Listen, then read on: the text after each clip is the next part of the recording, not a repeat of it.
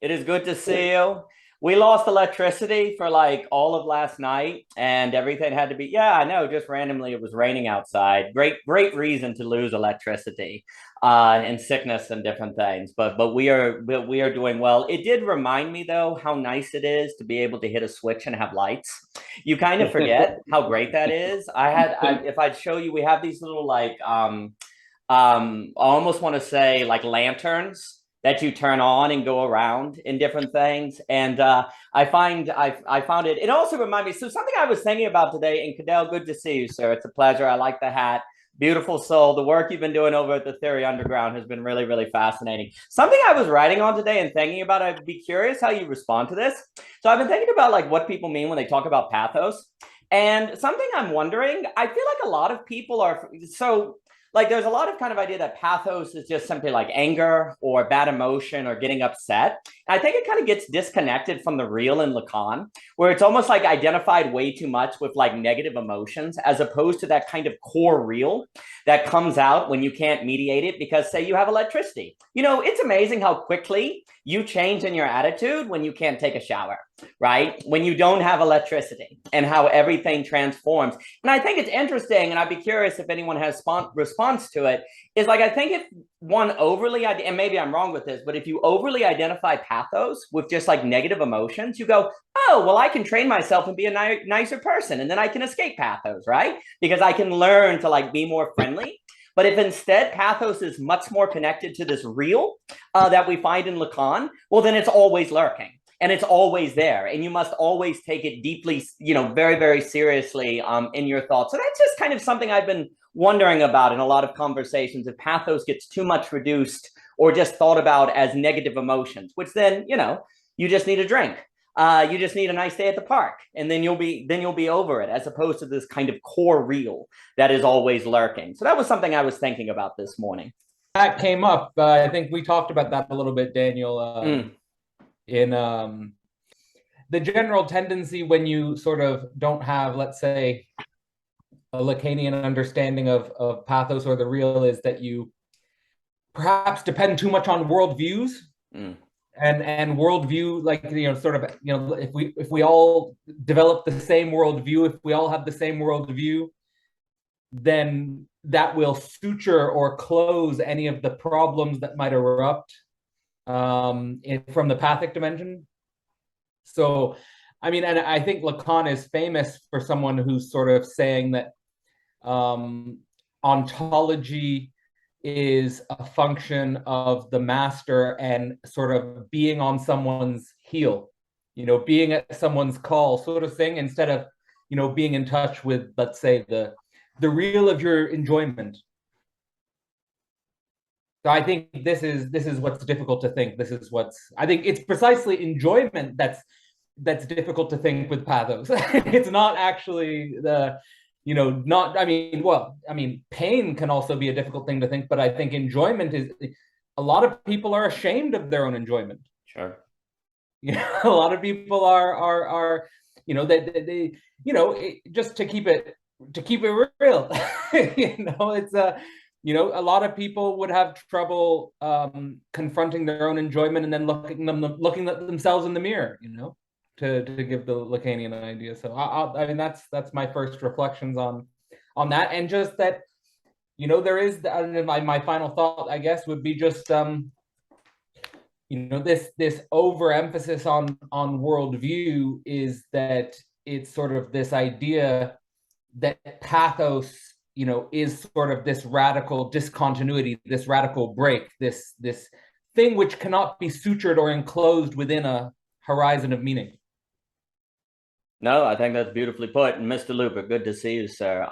Yeah, I think when you have this kind of thinking where pathos can be solved, right, as opposed to managed, like so much of economics comes into existence because you can't solve limited resources. There are limited resources, or there are things that some people get that will be the expense of other people, unless you create something that can solve that particular instance of limited resource. But even if you solve it in X way, you know, in X area, you may not solve limitation in Y area. So then you have to have a system of distributing that, which unfortunately some people can take advantage of or use to their advantage on the corporate level or the governmental level. So how do you do that? So thinking in terms of management or trade-offs or coping with becomes really important, like on a systems level. And I think economics, as the dismal science as it can be called, can really bring that out.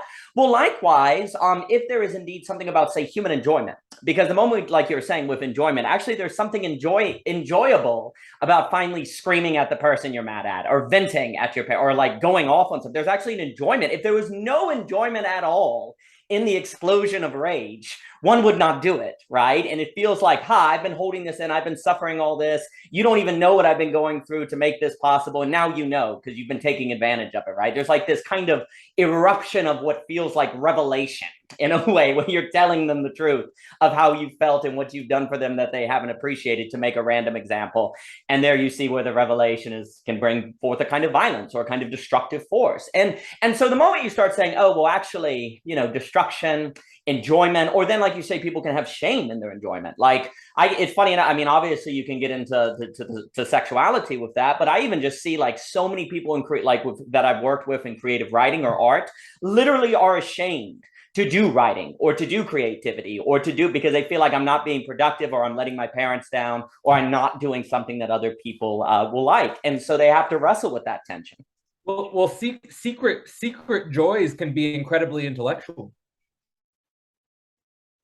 I mean, I have quite a, I actually, like, as sort of like part of my, sort of concealed creative process, I have like little creative projects I do, which I don't release, and I make them, under the precondition outside of the gaze of the other, meaning that I may never release them. I'm just playing around. It's a secret joy. And it might turn into something that I develop further and release to the other. Oh, completely. But it's funny. One of the reasons why, say, in creative writing or writing, you actually learn not to release everything is precisely because of how mean people can be when they get their story or something and they read it, be like, this sucks. Or they like, why did you write this? Or the fact that you have a character that like is a murderer. Wait, are you secretly a murderer? Like, people respond. Like, it's really interesting. I do actually think regularly engaging in creative acts or creating something for yourself that then in a way people take as saying something about yourself brings out pathos, actually. And where you have a lack of said creative acts or taking risks, that too, or not interacting with difference, because that requires a kind of creative negotiation of how the difference might go together, then that can lead to a lack of emphasis on pathos, or really thinking that pathos can go away. That we can evolve out of it or transcend it or different things. And basically, just as soon as you think you've done that, you've really set yourself for trouble. But let me give it to Mr. Andrew Luber. Mr. Luber, it is good to see you today. I hope you are well. Thanks, Daniel. Good to see you. When Cadell, when you brought up not being able to come to terms with things that you enjoy, I feel like it's very context-based, and like even like internal context. So like when you're having like that internal dialogue, depending on like where you're coming from to yourself, so to speak, will shape, I think, that conclusion you get about enjoyment, whether you embrace it or not. Because it's funny, like you talk, like in LA, there's so many different groups, and it's like you talk to a hipster group per se, it would be anything hate. I'm just being crude here. Anything about hate, it's like, oh, I don't want anything to do with it. You wouldn't feel comfortable coming to terms with, oh, I enjoy hating on this, around a group that's super positive. So I think it's just very context based. But I do agree with the general notion of people not being able to come to terms with what they enjoy. But I just think, like, at least for me, and like just what a friends mean is simply just surrounding yourself with the right context for you to actually be able to come to terms with the things you authentically enjoy, even if it's like not society, from a societal standpoint, moral, let's say. No, there's something like, even people like, for example, people will be like, oh, we hate hate. Like, we hate hate. Well, they get kind of an enjoyment out of being the people who hate hate, right? And being seen as the kind of people who hate hate. And then if they encounter someone who hates according to their understanding of hate, there's an enjoyment in opposing those people, right? And standing up against those different people. And so, like, what ends up happening, and then also too, like a lot of people who say are big on peace, love, and harmony or whatever, in fact, there's a lurking pathology under all that if you don't support peace, love, and harmony in the way that they do. That can then explode forth. And precisely, though, because people have not said, wrestled or taken seriously the real in Lacan or Pathos, they're unprepared for it. And so when it erupts or it kind of comes out, then it can be really detrimental. It can have really, really bad consequences. Now, again, there's a ditch on either side of the road where you can have this thing where you say, oh, human beings are just Hobbesian, monsters in the forest. They can't do anything good. And lurking under it is a desire to be red in tooth and claw. That's not what we're saying. I think the key kind of balance is the realization that precisely when you deny that reality is precisely when one gets into trouble of, say, improving. Now, improving, I have to put in double apostrophes because we have to get into what that means. But one always has to take seriously that kind of lurking dimension. What's interesting, like I guess I was saying at the beginning, like what's interesting, I wonder if a lot of I hear like the use of pathos sometimes I think just gets kind of subsumed into talking about negative emotion, as opposed to this kind of deeper level of Lacan's The Real, of which certainly when people come in contact with tends to bring out negative emotion, but there's also a kind of deeper level going on it as well. But let me pass it on to Mr. Chetan. Every few weeks, what I do is I'll play, basketball for like 4 or 5 hours straight, and I'm really exhausted. And then what you go do is you go for a dinner afterwards alone.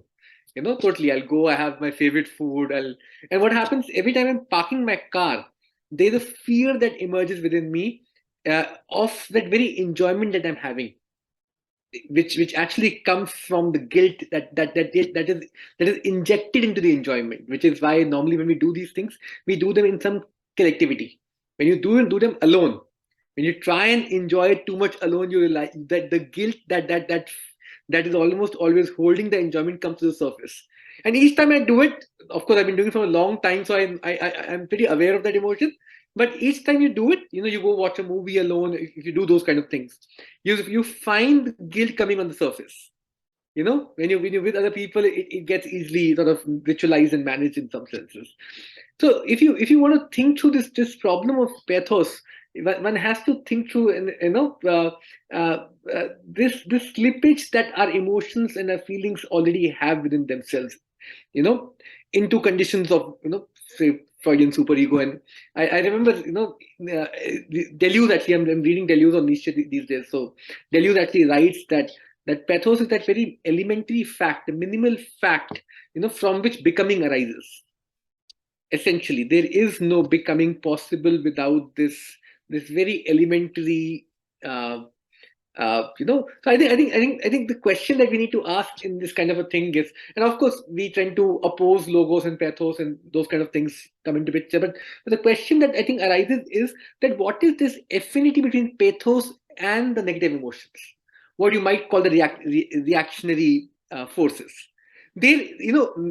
I totally agree that one should not simply collapse them together, but there is an affinity between them because of which they get correlated.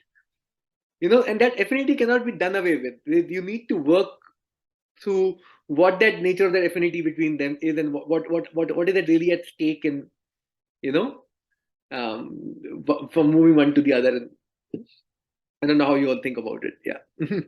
Yeah, I have to. So I just finished Deleuze's book on Spinoza, which I actually thought was an excellent book on Spinoza. I really appreciate it, but I have to get to the Nietzsche one now, and somehow convince Haven to sell more lemonade so this can be accomplished in different things. No, I think it's very interesting how that kind of negative reaction tends to. It's not the same as pathos, but there's this deep connection between those things where like the encounter of it brings out, and that's where it would seem as if.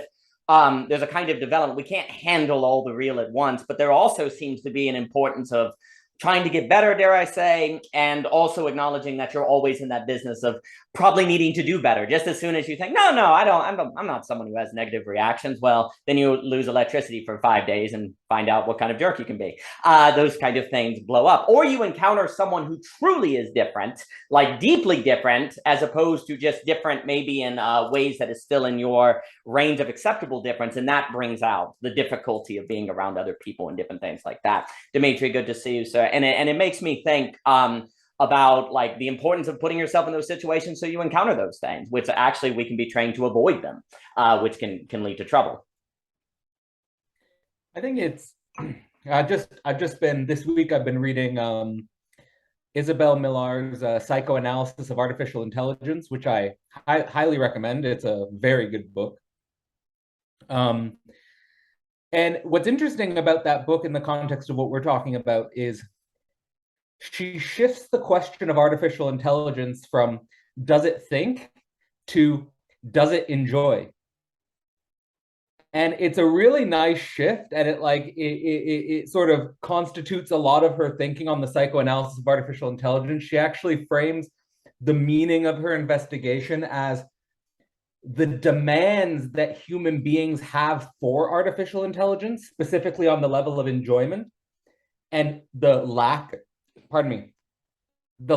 of the enjoying other, that human history, and well, of course, and I like her perspective also because, well, she's obviously a woman, but she really does a good job, and not just that, she's a Lacanian, but she really does a good job of problematizing the way in which the history of civilization, of course, patriarchal civilization, has in many ways constrained, not only constrained and repressed, but has seen as an obscene horror the idea of feminine enjoyment.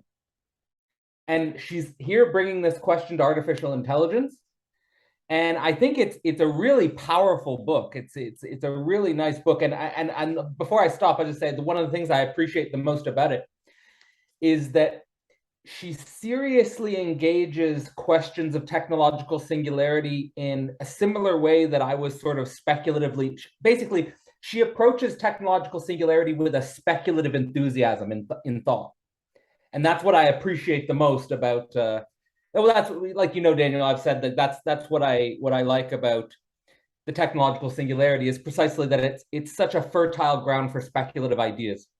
And so that's a nice connect is like, does artificial intelligence think to, does it enjoy? It's an interesting question. That's absolutely fascinating, and I'll have to pick up that book because that's really, really, really, really, really interesting. I'm gonna, Dimitri, I'll pass it to you, and it does make me think. That's actually really interesting to also put in terms of female enjoyment. So that's very, very, very interesting. But Dimitri, good to see you, sir. Yeah, good to be here. There's two stages in psychosis. This is what therapists will tell you. This is what Lacanian psychoanalysts will tell you about psychosis. The first stage is where your cognitive mapping breaks down, where there is no reality anymore because your nervous system and your mind, your symbolic imaginary registers collapse. They cannot function. The second stage is an attempt of the subject to heal itself. The thing, though, is that the way the subject tries to heal itself happens in some kind of quirky way. And this is actually where all the crazy ideas in psychosis comes from. For example, a clinical case was that a woman believed that if she would stay virgin for 20 years, she could go to a bank and receive money.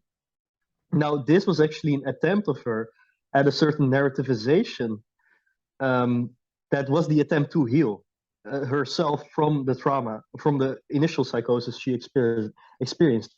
And for this reason, it's so important that if you're a therapist or if you are someone who knows someone with a psychosis, that you don't say to this woman, no, that's a fake, that's so ridiculous, why did you think of that? Of course, that's not real. No, you have to make this narrative functional for her in some kind of sense. So initially you acknowledge that it happened, and then it happened in the way that she told you that it happened, because she has to speak it.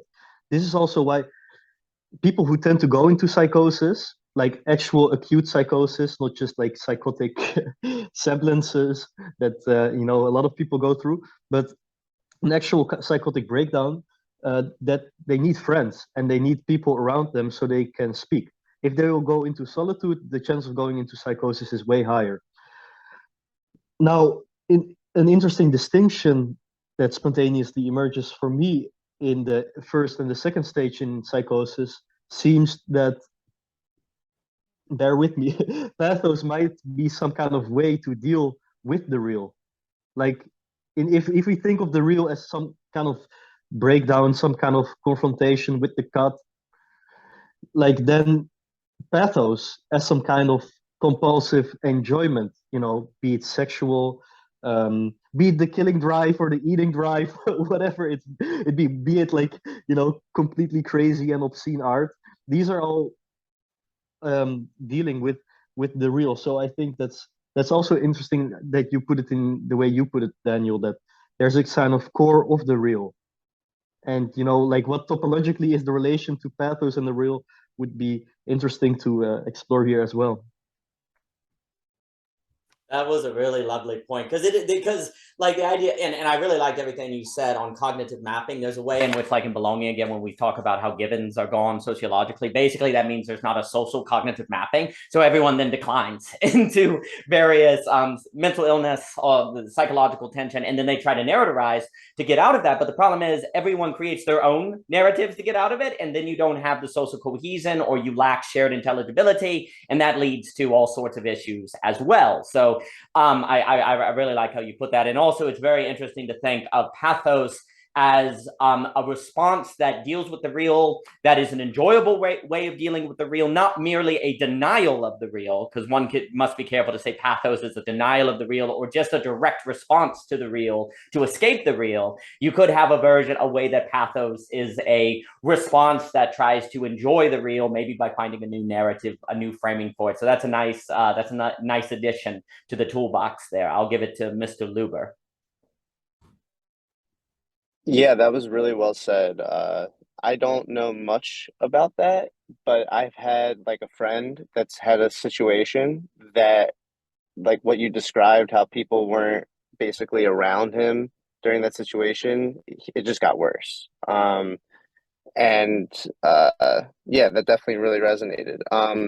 But then the way you're talking about pathos is making me think about arrows, in the sense that when I think of arrows, I think of like the concealment in which I get a sense of a good that's beyond me, and that shapes my experience in a certain sense. And I just was curious what you guys think about the relationship between pathos and arrows. With maybe my conception of arrows isn't quite right, but that's my conception, and that's how I'm thinking of pathos in that sense of an experience which is shaped by a good that's beyond me, and I act in accordance to the disclosedness of that good. No, it actually is quite interesting to relate the question of, say, arrows to pathos. But then if we're using the three, mythos, logos, and pathos, there's a kind of enjoyment. There's a kind of eros that one can enjoy in logos, right? There's a certain pleasure and desire. It may not be the same as direct sexual intercourse, but there is a certain pleasure that can come in the act of intellectually understanding the world, or making a giant, beautiful, coherent system by which you can filter the entire world through, at the expense of the world, but it feels nice all the same. So that's an interesting question. I also was going to say, indeed, I think what on Dimitri, this kind of idea of the narrative and not straight out saying the narrative is wrong, that definitely applies in a similar way whenever you're dealing with worldviews or religions or people's systems or their ideas. Like, it's that divide between coherence and correspondence. If it's quite clear to you that the coherent system or narrative doesn't correspond with reality, well, you can't just walk in and be like, hey, man, you're crazy. Because then that automatically sets you up as someone that is not allowed into their coherence, right? So you can't even talk to them. Like, the discussion kind of shuts down. You have to move into the coherence, and within the coherence, find a point that suggests it may not correspond. But that's really, really difficult, because then you have to walk around, you have to explore the narrative, you have to search the narrative and figure out how to introduce gradually the possibility that it doesn't correspond with reality, or that it's just purely a fantasy or something like that. Kind of like Beatrice's smile. If she smiles all at once for Dante in the Paradiso, he gets killed. But if she doesn't gradually smile, he can't be pulled forward as well. So there's that real interesting tension. But then to go into a coherence, you're at risk yourself of getting lost in it, or maybe you never find a way to unveil that it doesn't correspond. And then you have to understand the person according to their logic, of which you the entire time may think is crazy. So there's a lot of skills that have to go into kind of doing that sort of work. So let me give it back to Mr. Luber and then Dimitri. Maybe I'm just being perverted, but the way you're talking about it to me is just like the sexual relationship very much. And it's just making me think between Pathos, Logos, and Arrows that maybe it's just saying the same thing in a certain sense, but just in a different sense. It's capturing the same, because like when I think about Logos, I feel like it's the same thing in a certain sense. So just now making me think, what is the difference between the three ultimately? What is the difference between the three? Like, what's the point of just capturing the same thing in a different sense, if that makes sense?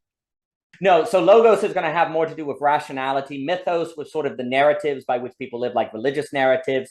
And Pathos is going to be dealing a lot, like we're saying, with these kind of negative emotions, the real, and also the way people interact when they come out with difference. Now, what's interesting is, yes, there's overlay in these different things, because according to your mythos, you learn how to manage your pathos, and then you also absorb the truth by which you organize your logos. So there's definitely these kind of overlays that can occur, but generally those are the distinctions. And then it's interesting to think of arrows. But let me give it to Mr. Dimitri. Yeah, so one of the things that Lacan said is that the quote goes like this: "I'm speaking right now, but I'm having sex. I'm having enjoyment like as if I were having sex." So that's basically what you said, Andrew, right? Like there, it seems to be a coincidence or an equivalence or correspondence between the two. And one of Zizek's formulas in Sex in the Field Absolute is that sublimation is sexualization. So usually we think of, we have our sex drive, but because we can't just release it out into the world, we sublimate it into some kind of artistic or intellectual activity. Well, for Zizek, Lacan, and Freud, these activities are all sexual. It's not as if you get rid of the pathos by sublimating it to logos. Now, what's also interesting here is to think about the difference between suppression and repression, because repression for Freud and Lacan are very technical words. And of course, we can colloquially say people like to repress their logos to get some other kind of enjoyment or whatever, but that would be more like suppression, like to push it down, And for Lacan, this is not repression at all. Repression is something totally different, and it relates to the signifier. So it relates to speech again. Like repression in relationship to pathos relates to speech once again. Now, of course, Alenka Zupancic says that this is also where we find the key to sexuality within speech itself. So here, for me, the questions emerge, okay, but what then is the logos of pathos? And what's the pathos of logos? Is logos, as Alexander Bard or whoever theorizes it, is it Aristotelian logic of A equals A? Is it just, the jouissance of intellectual activity? Or is there some kind of relationship between logos and what Hegel calls reason or the rational? This kind of what Barth calls the trans-rational. Now, pathos is definitely not just incoherence. It's not just pure chaos. If I reduce something to pure chaos, you cannot really understand it a priori. You're not even trying to understand it. And I think, it's by, psychoanalysis is all about the cure of speech. Now, what the hell this cure is, we can talk about for a long time, but there seems to be, yeah, these terms seem to fall into each other for sure. I just want to say quickly that with Lacan's triad of the symbolic, the imaginary, and the real, we can overlap this logos, mythos, and pathos, but that you can never analyze them as separate, like reductionist categories, meaning like pathos independent of logos or pathos independent of mythos. It's like if you're analyzing from the perspective of pathos, like, well, pathos is, like Lacan says, structured like a language. Pathos is intelligent. And it's also symbolic. It's structured like a language. Pathos does have a speech.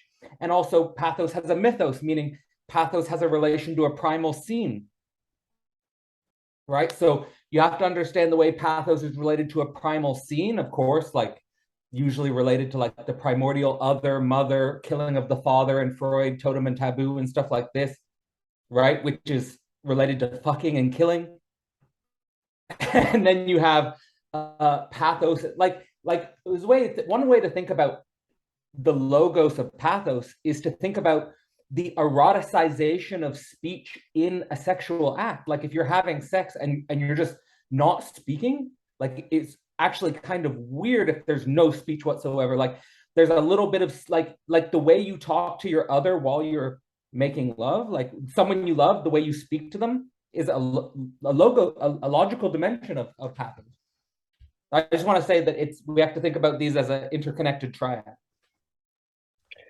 That makes me think about messaging and stories, in the sense that you can't actually fully understand a message to the story if if the protagonist in the world, if the world doesn't, basically in the climax of a story, the protagonist makes like a final decision where it then shapes the world in a way where if the protagonist wanted to go back on that decision, the world does not afford the protagonist that opportunity anymore. And then at that moment, that's when you actually can have a takeaway from your story. So it reminds me of just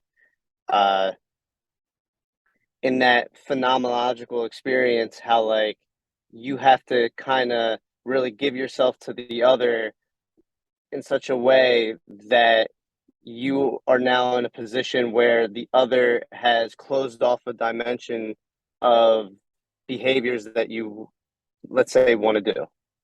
And that to me sounds very erotic, where there's like that control over the individual that's like a wanted control. It's like you gave them the ability to do that in a certain sense. And I think that's going back to what I'm saying, like a good beyond yourself is what Eros is. That is when there's something beyond yourself giving you something that now in my story example that sounded a little more tragic, but it could also be very positive in the sense that the world now affords you a new world view, and you can't look back. You can't basically go back on an old world view because the world that you're in just doesn't afford that for you. So I just think it's that good that's beyond yourself. It's that erotic, it's that like esoteric capture that you've given to yourself in a certain sense by giving yourself to the other. I don't know if I'm making sense, but it just reminded me of story in that way. I can definitely tell you, once you're married, you can't just randomly decide to go to Waffle House at 3 a.m. like you used to be able to. So there is definitely a transformation of world. Whereas back in sort of college, you get hungry at 3 a.m., you can just go. What was that, Cadell? I think Michelle got angry at you the last time you said that. Oh, you're right. Dang it. See, I can't go back. I'm in a world where I can't say that and go back. Oh, gosh. See, that just proves the point. I'm in a world where I can't say that anymore. Actually, Michelle would definitely let me go to Waffle House at 3 a.m. So I should not. But there has to be more coordination. In the past, dang it, you're right. I'm screwed. So in the past, you didn't have to coordinate. You could just go. Now there's coordination and different things like that. But it is funny that actually, Andrew, to your point, there's a paper called On Words and Determinism. And something I always find very interesting is like if someone comes up and asks you, do you want to go to the movies? And you don't, you're no longer allowed to be in a world where you don't face possibly making that person upset, right? You didn't ask to have them throw this thing at you, but now you have to confront the fact that they're questioning you. And that can of itself be like anxiety producing, or kind of like, this sucks. This is why I just sit in my room all day. I don't want to have to like tell people no, because then they overreact, right? And so it's very interesting because it's like, in one way, it's increasing your freedom, right? They're like giving you an offer. I'll take you to the movies. And in another way, it's decreasing your freedom because you don't want to have to confront them, because like, then you have to, what if they get pissed off? What if they get upset? What if, blah, blah, blah, right? So there's always this fascinating kind of interplay. And like you're saying in love, I always like, in the same way that once you say I do, like you're entering a world of which then opens up new possibilities. There's also a sense too, I always think about how like, if you just randomly like to your spouse one day say I hate you, like that changes the world too, right? Like that constant, like everything changes and you're now in a world where you may not go back from, is almost like always to some degree possibly at play, especially in an eros, like the more intense the eros involved, because there's arguably always some degree of eros involved, but the eros involved with, say, a stranger at Burger King is not the same as with your spouse, I would hope. Now, don't let me stop you. I'm sorry, but generally the intensity of there are some great people at Burger King there, Dan. Friggin' the Whopper is amazing.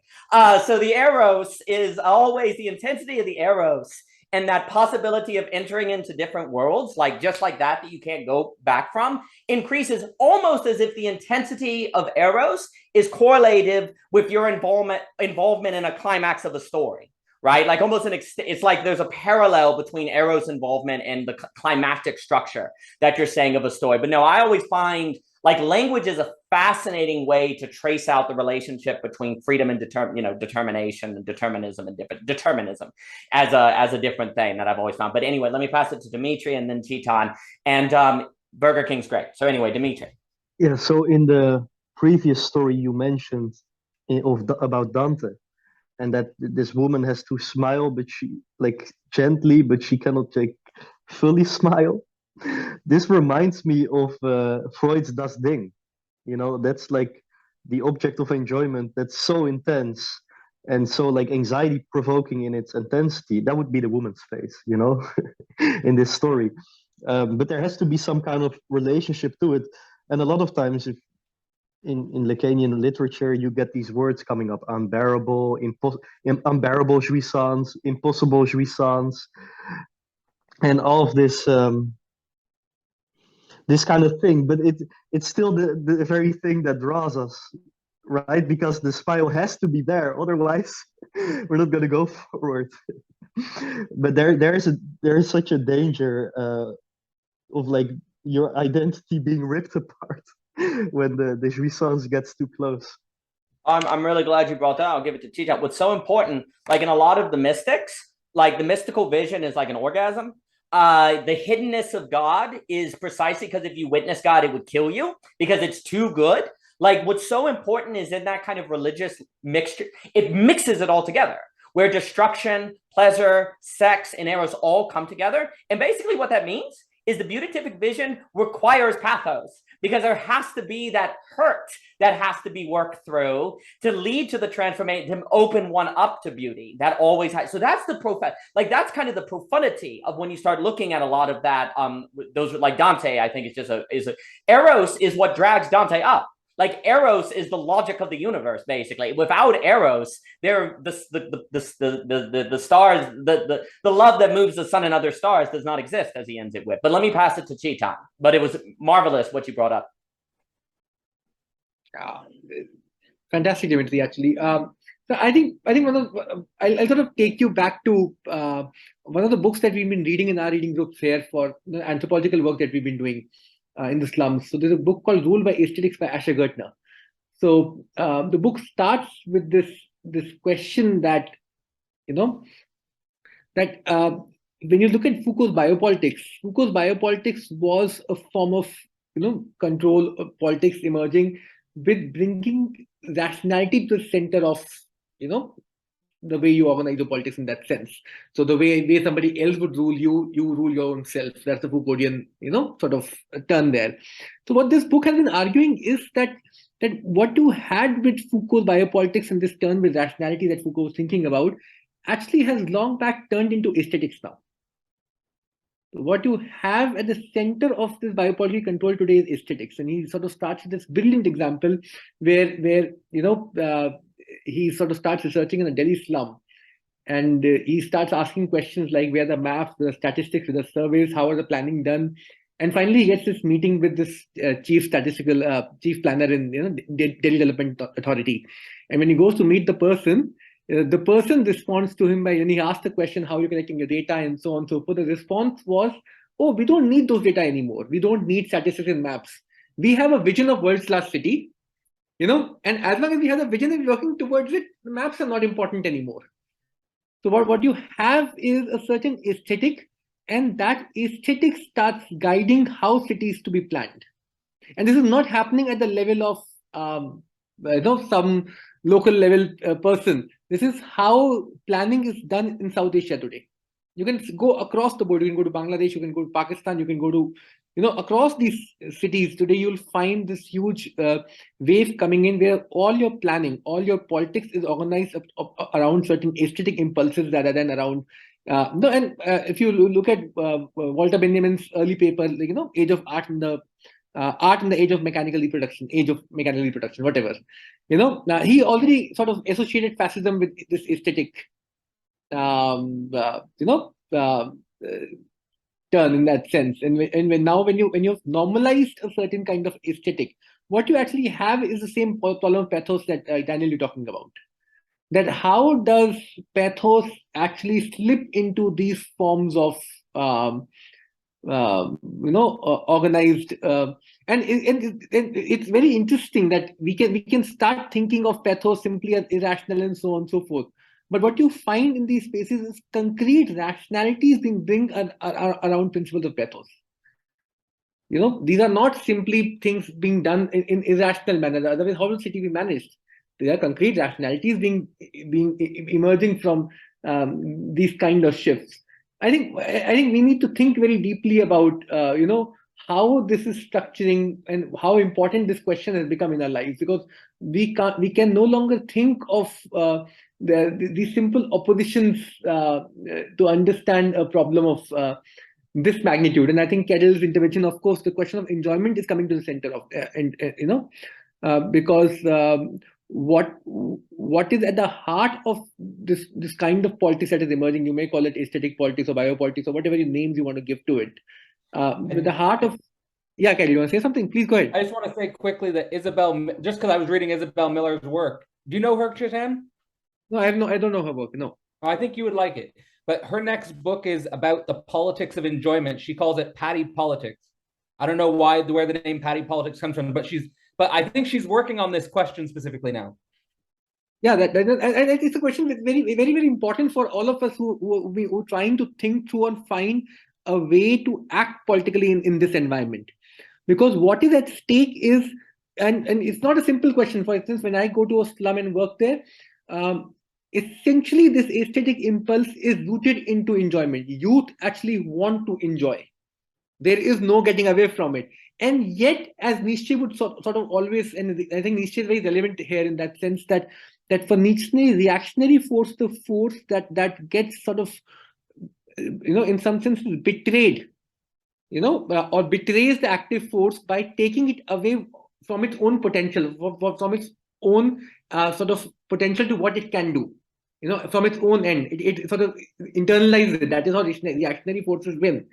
So in that sense, any kind of reactionary force actually is built upon a certain active impulse from the will itself. And that will actually goes back to the pathos, not to simple thinking of rationality as politics would ask from us. And I think left politics has sort of stopped responding to the enjoyment question. We think we can manage our politics by completely excluding what enjoyment is at the heart of organizing this politics.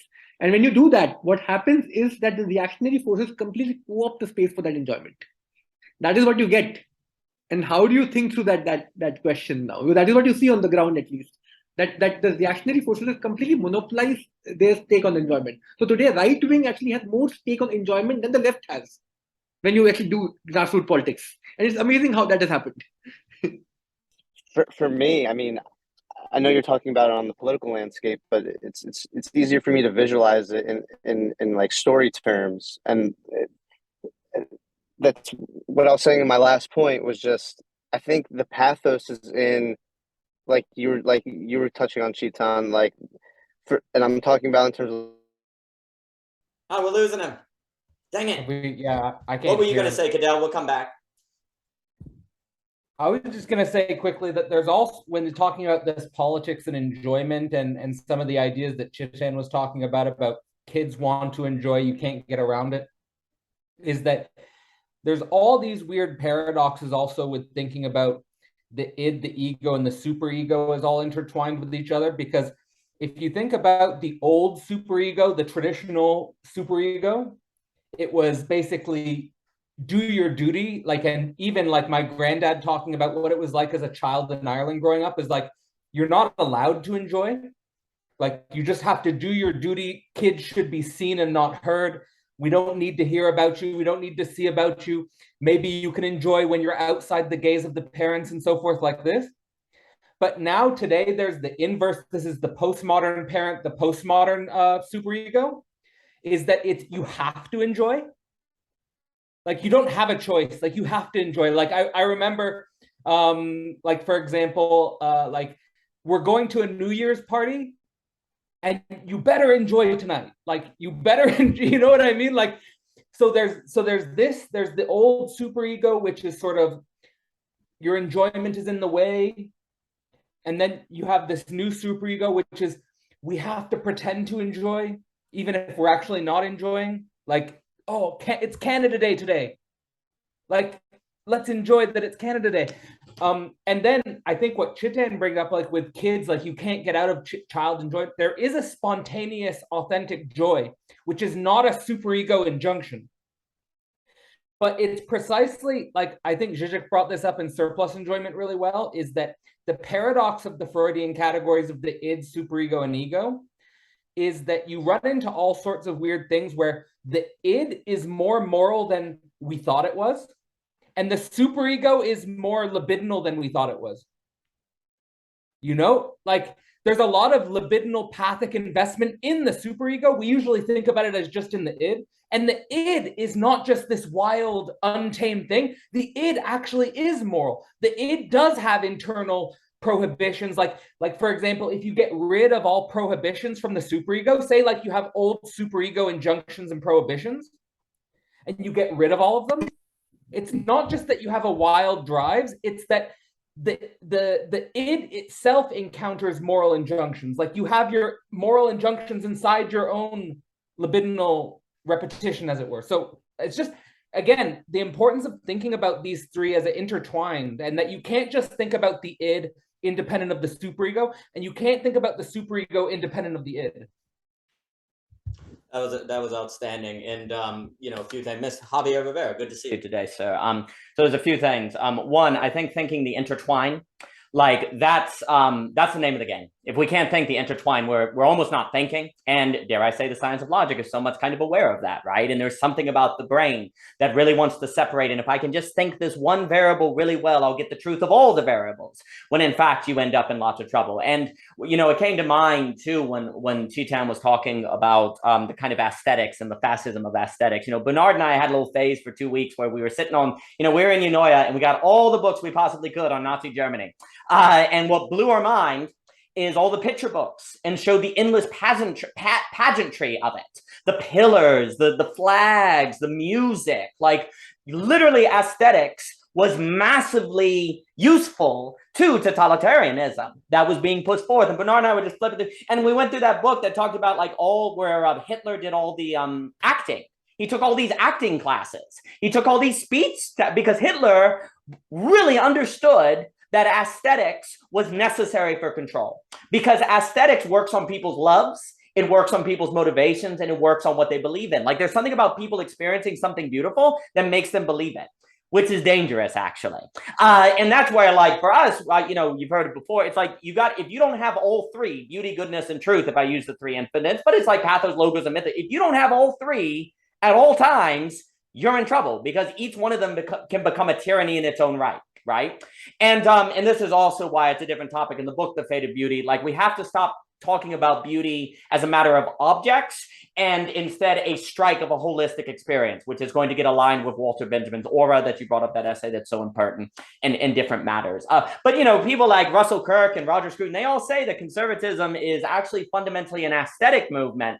Yeah, so is fascism. And it's so important to see those things together when we've lost that. And what's so bad is exactly also what you're saying, Chetan, is that when you have a politics that says, yeah, enjoyment is what other people, you know, that's what you do in your free time. That's just what it doesn't consider, you know, it doesn't really think about the problem of enjoyment or desire, nor does education, right? It doesn't really think those problems. It does not think desire and enjoyment. Well, then what ends up happening is people find enjoyment in, say, you mentioned conservatism. Yeah, there's like a lot more enjoyment in the right, where the left is all sad because we're all going to die due to global warming and everyone's kind of a tyrant and they're all like a lot of like depression. The right is like, we're taking back America.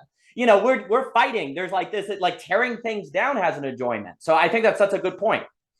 I would just bring up quickly that Todd McGowan actually has a new book about left and right enjoyment, that left wing and right wing they have different modes of enjoyment.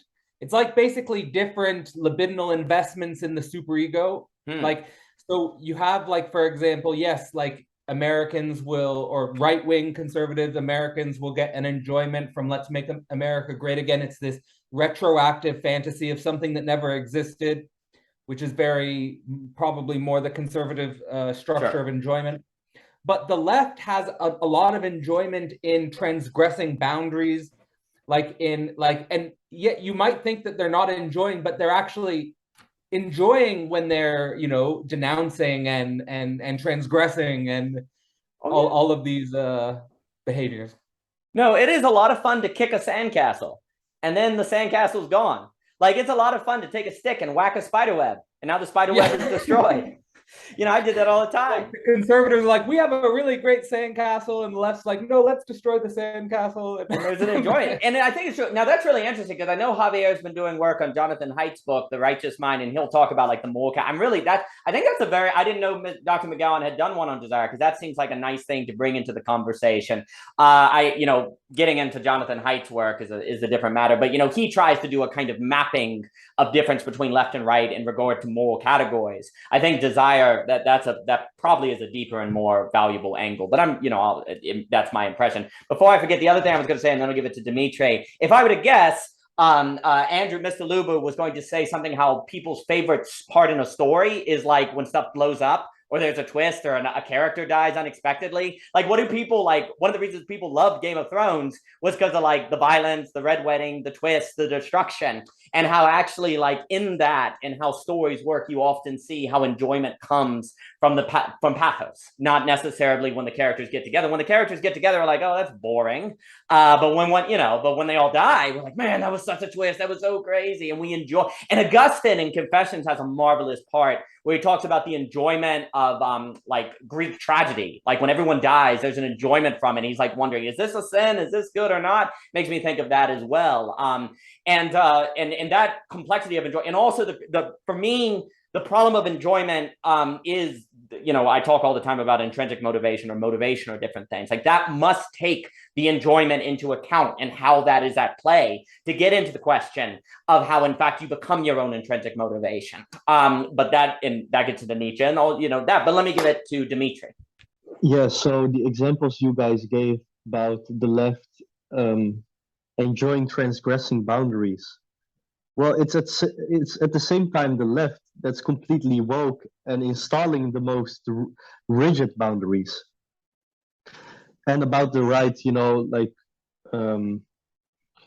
enjoying this retroactive fantasy. Well, the left has, you know, anarchists, Rousseauians, you know, all these people who have a fantasy of, oh, we just have to get our plots of land back.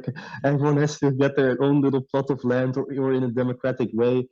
And now the right, yes, they're saying, let's take America back and stuff like this. You know, the people who are totally libidinally invested in things like this, they totally feel like they're the moral judge in this occasion, which is of course a very powerful position to be in, you know, because if I destroy something and you know my very destruction of the monument means that I'm great doing great work, then you know what are we really doing in terms of vision and construction? So yes, where the right, I think, you know, yeah, on the right there is this kind of perhaps, you know, phallic, masculine, chauvinistic ideal. You know, that's where you get militarism and fascism and stuff like this. But what what I'm recently seeing in places like Italy and this far right presidential candidate or candidate of prime minister is that actually the people she attracts are very insecure. They're not that phallic. They're pretty sad, and like it's that very woman when she's talking about, oh yeah, we're gonna do this and we're gonna do that. She's giving all those impossible promises that no everyone knows it will not come true. But then there's people who like it's like children, you know. They're like, oh, that's great. Someone is standing up for us because I don't dare to stand up for myself. That's kind of the message they give off, right? So that's also the interesting to think the difference of enjoyment and how, you know, we are not enjoying, but she's enjoying, so she must be doing the right things. So we're gonna cheer her on. Now, clinically, there's, I think, you know, if you take Hegel's concept of the law of the heart and the beautiful soul, these are two modes of enjoyment, one could say. Lacan says that the law of the heart is the hysteric and that the beautiful soul is the paranoiac. Now, Zizek actually says that's wrong.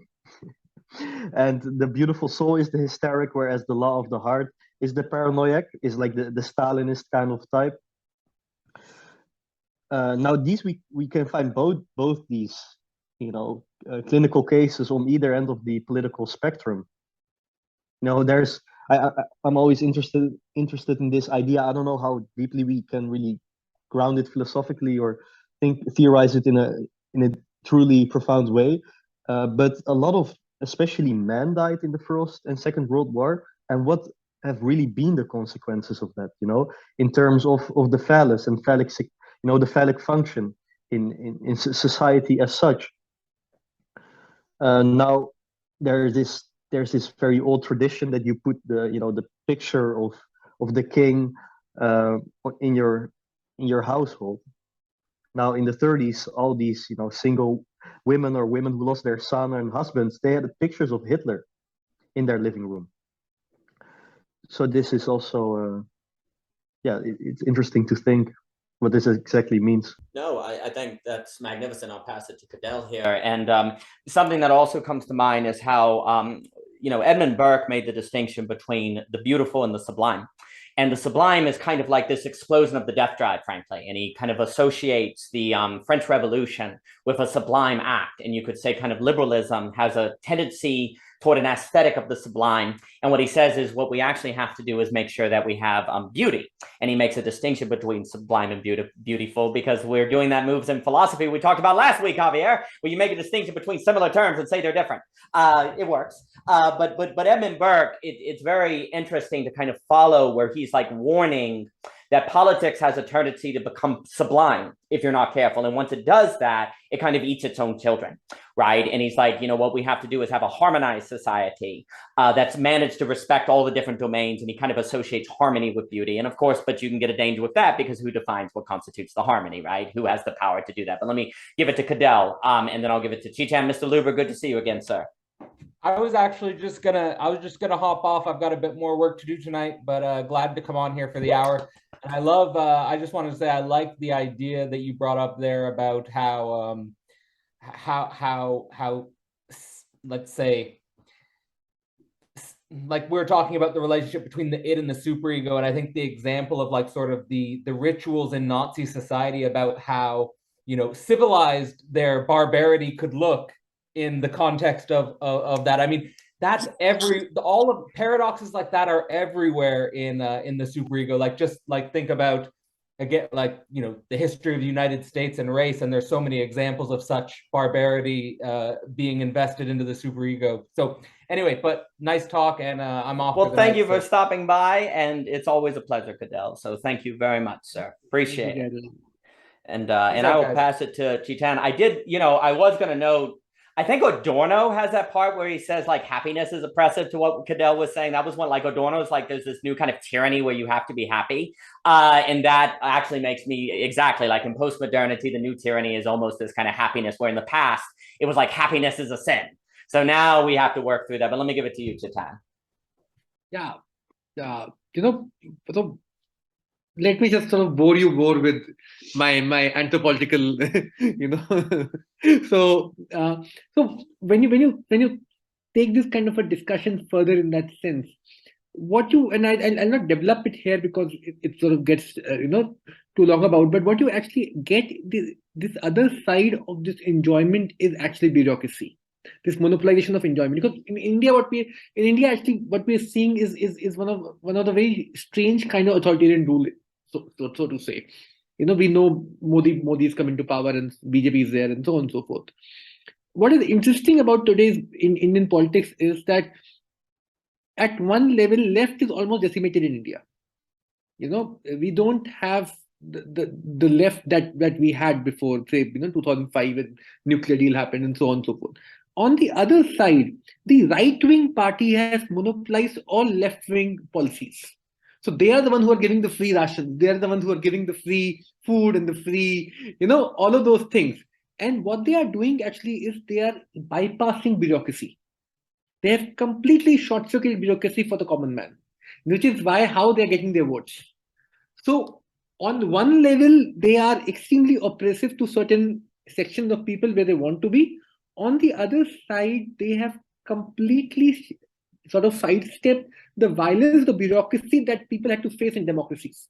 Which is why I think one of the questions that we have to think about psychoanalysis today is that we do not understand the anxiety of having to deal with somebody equally. You know, we actually go back into certain kind of hierarchy because they are actually easier to deal with. You know that person is the boss. He will say it. We good with it. Democracy doesn't allow you that kind of freedom in that sense. And there is something.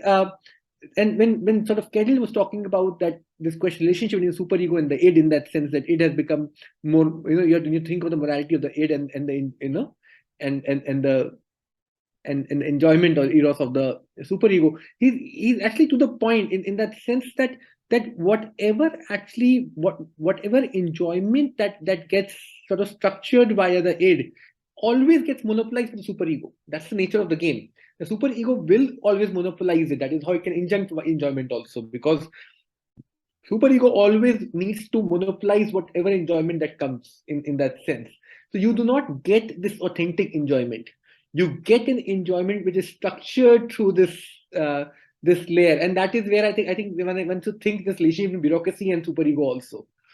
Bureaucratic structures in that inherent say that they are ruled by nobody. You know, so how do we think through the political terrain within this? You know, and that, as you rightly said, inject to enjoy happiness. All of these things becomes the mantra through which this politics is. That's beautifully put. And then I'll give it to Dimitri. I really think that a lot of those older, more philosophical, but also more kind of big picture sociologists are a huge deal that have kind of dropped out of the conversation. And so there's a loss of kind of this big picture sociology that I associate with Peter Berger, Durkheim, you know, Hunter, and so on. And that's not a conservative or liberal issue. That's a different style of sociology that has been lost, in my opinion. I'm not saying it doesn't exist at all, but it's a really important form of sociology because, like, Mr. Hunter basically wants to argue, and before the shooting again, and Berger and all say the same thing, is that we've actually never had democracy, because democracy's always had secret hierarchies. It hasn't really been a state where we think the other can add to our ability to think, and that we should make space for the other. We say that, we act that way, but it's not become what Hunter calls substantive democracy, which means that you truly believe that other people have different fundamental axioms than you, and that actually doesn't make you better than them. That's an entirely different ballgame, and that is incredibly difficult. And what ends up happening, like Hunter's warning back in 1992, because he's a prophet, he says, hey, if we don't start doing like substantive democracy, and he also is extremely critical of multiculturalism, because he says it kind of hides the fact that we act like we care about difference, but really we don't. Like we treat difference like clothing, holidays, and food. That's not different. That's just like, he's like, it's so like tertiary. It's so, no, difference is deep, dang it. And if democracy doesn't take that seriously, then we're in big trouble. And what will happen is secretly hierarchies will creep in, power will gradually expand, and then people will be controlled, and democracy will become a shell of itself. So this problem, but you see the issue to me is substantive democracy, to kind of tie into the conversation, that can't occur until somehow people find authentic enjoyment with the other, as in true difference. Like, and how the heck do you do that? Because difference is fundamentally disturbing. Like difference, when you truly encounter difference, you don't like it. So what would it mean to have an authentic enjoyment with difference? That is a hard frickin' problem. And basically, like if we go back to the beginning, like there can be kind of, if one overly associates pathos with just merely negative emotion, as opposed to see them have a relationship between the two, then you say, oh, well, we just get rid of negative emotion and then we will find authentic enjoyment in the other. No, because you have all the things that come out in the difference that you have to work through. The problem of authentic enjoyment with the other cannot be reduced to a timeline of kind of transcending it or emerging out of it or overcoming it. Now, I don't mean to say that people can't get better. I don't mean to say there is an improvement, but the problem of authentic enjoyment with the other that has massive socio-political ramifications is incredibly difficult. And I appreciate all of your framing there, Titan. I'll just sort of quickly say this, Daniel. Now you've made it a Nietzschean question. This is a Nietzsche's problem. Couldn't help it. It's an honor of the papers. An honor. Yeah. Absolutely. Absolutely. Well, let me give it to Mr. Luber there. Yeah, I completely get and agree with everything that you're saying. We've talked about this. I just think it's I don't want to say impossible, but it's nearly impossible to enter that space if you're stuck in like what Heidegger talks about, the subject object dichotomy. If you're stuck in like this non-clearing space, if you're not seeing the collective and you're stuck in that Cartesian paradigm.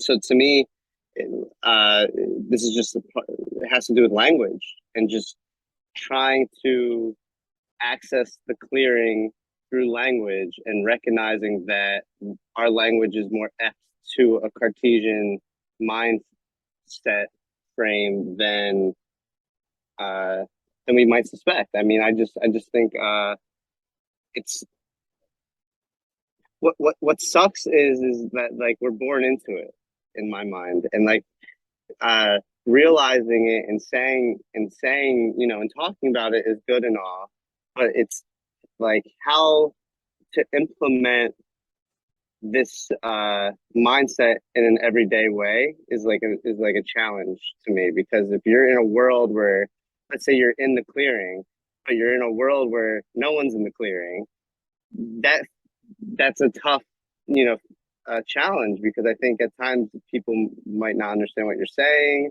or it's easy to like dive into conflict in that type of world, and in that sense it's not necessarily good for the person that's in the clearing, because they're just going to be potentially in constant confusion or conflict, or I mean sometimes it could be illuminating and it could actually make a relationship or an environment even better for people that are in it. But like I'm just trying to see the issue in what you're pointing out. No, I think language is a huge part of the problem. And if language has if we take that language has some tendency to become Cartesian, and we were saying earlier how language, learning how to deal with language has a lot to do with Lacan, then language may lead us in the direction of being overly logocentric at the disregard of the need to manage pathos. And that could be something where just the very sweet, because the moment you speak, language works because there's spaces between words, right? Like language, it's not all blurred together, right? Well, that's kind of in the very medium of speaking. That kind of says to you, oh, you can separate things. Oh, you can divide them. You can think about pathos independent of logos and mythos, for example, right? So there's all these, and there's a piece we did in Thoughts where it talks about it's really hard to be dialectical while you're in space-time, because space-time divides things up into separation, and all of that in its very phenomenological experience kind of says to you that things are separate and different, and you have to kind of work through that, or not necessarily take your immediate interpretation of those things or experience as having a final authority, versus simply be working in the realm of understanding in Hegel versus reason, right? And so that's all a big problem. And let me give it to Michelle and Javier. And I guess I was also going to say, I do respect, like, the analytical tradition had a deep understanding of the problem of language. Now, we may not necessarily, like, they were like, oh, we got to figure out how to have like a universal language or an agreed upon language or an agreed upon symbolic structure so that people can come together and you don't have this problem of language or people being stuck in their own reality tunnel according to their own language. And they had a sense of that. Now, I think the project fails, and we could say, Gödel makes it fail with the incompleteness theorem and stuff like that. But I do think there was a bit of an understanding of the problem of language, or you can just kick the ladder away like Wittgenstein did at the end and be a Christian mystic. But let me hand it to Michelle and Javier. I just wanted to say that, yeah, when you were talking about the democracy point, yeah, it definitely made me think of what Javier brought up in the chats on Derrida, and like what Derrida was saying about Christianity in that passage. But basically, sorry, just a second. So basically, this isn't really a question. It's more a comment to speak to what Andrew was talking about with this idea of the clearing, and like, it's hard because you can, even if you're in it, then it can be hard for other people to understand. And I just wanted to resonate with that and talk about how, like, that is true. I think that's very experientially true. And another thing, though, that with it is that I think the clearing, basically the thought that comes to my mind too is that what's hard to sometimes I don't know how to put it. What can sometimes be difficult to sort of like see how the clearing is actually a beneficial good thing is because a lot of times other people see it as a threat. Like it can be very threatening to other people, and it actually is very destabilizing and scary, and even like it can seem like such a deconstruction of everything without there being anything that one sort of holds to, even though that's not the whole point. The whole point is not to just tear it all down or something. It's to have a clearing, right? So there can be this like true kind of encounter, or this ability to have an openness to the other. And so I guess what I mean to say is that I don't really, again, this is not really a question. It's more just resonating with the fact that I think that's true. Like, I think what you're saying, Andrew, is true. And then also this idea of the threat, right? And how to sort of like allow ourselves to be more, I don't want to say, it's not really about being comfortable, because I think the whole point is being able to like allow yourself to feel uncomfortable, but maybe the sense of understanding the beauty of the clearing, like, is that something that can be demonstrated to others who maybe only see it as a threat, or is it just sort of something that you have to just like live with the fact that people may see that, or see even you yourself as a threat to ideology or to whatever it is. So I hope that made sense. Yeah, that's all I wanted to say. Thanks, guys. That was an excellent comment, and I'll pass it to Javier and Mr. Luber. And I think right there, like, the moment you have a clearing, pathos is going to show up. Like, it's going to show up. And so that, because people aren't going to understand it. So that's another reason, like, taking it seriously is a big deal. And getting to the place where you can be in a clearing also makes you face your own pathos and deal with that. So it just circles around. But let me give it to Javier Rivera. Javier, hope you're doing okay. Hey. It's good to see you. Yeah, it's good to see you. You talked about this fear of being logocentric, kind of like without pathos, right? But I actually think music and rap is where we can actually engage with both in that scenario.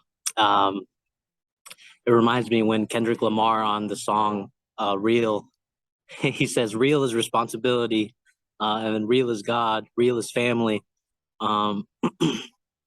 But what's fascinating about rapping is that it stays true to the religious sentiment of how revelation was typically oral, an oral tradition.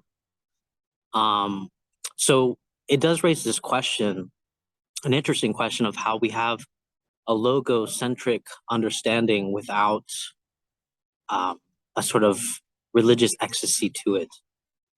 there is something about that aesthetic feature of not just talking, but the voice sort of singing, chanting, saying, that sort of engages with that mentality, perhaps more than the words themselves. It actually makes me question whether Derrida was actually attacking a specific logocentrism without the chanting, without the pathos. I mean, that's what it makes me. I've been thinking about that really, because like I want to be like, oh, Derrida's right, but then Daniel, you make these good rebuttals on this, but then I start thinking like, well, maybe Derrida's attacking the logocentric version of society where we don't have that pathos anymore, to where he has to resort to writing. Those are just thoughts that I have, but yeah. Oh, well, and then I'll give it to Ms. Lou. I mean, I don't mean to say like Derrida's critique of logocentrism has no value. It doesn't apply in different areas or different things. It's mostly going that taking out logocentrism is going to be taking about all of metaphysics, right? Where you have to make those different sort of distinctions or different things. And there is definitely a take on Derrida that is opposing what I call autonomous rationality. And definitely he has seen how philosophers have used writing to hide from pathos or to hide incompleteness in their work and to conceal it. And so he's like, look at how that's being used. People are like, oh, if only I was speaking to you, then I would get the truth across. And then they write a book about how they have to speak to get the truth across, right? Like, so there's something being concealed in that. That he's always bringing out. And I think his analysis is very useful. Let me pass it to Mr. Luber and then Chetan. Javier, it's good to see you, by the way. I just wanted to respond to Michelle's comments. It's definitely a demonstration, just because I would say the very point of being in like the clearing is